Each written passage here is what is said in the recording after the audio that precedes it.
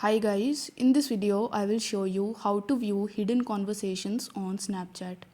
For that you need to launch your Snapchat app and then tap on the chat icon in the bottom.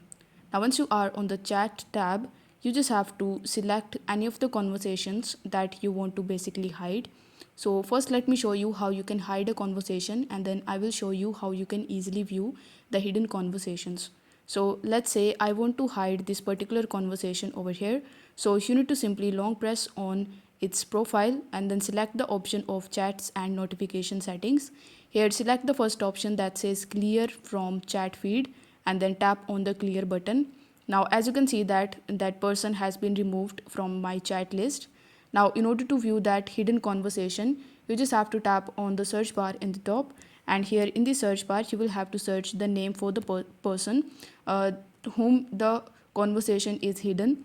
Now once you see their profile, you simply need to tap on it and then you will be able to easily view their chat and will be able to easily start talking with them. So I hope the video was helpful, and if it was, then don't forget to like the video and subscribe to the channel. Thank you so much for watching.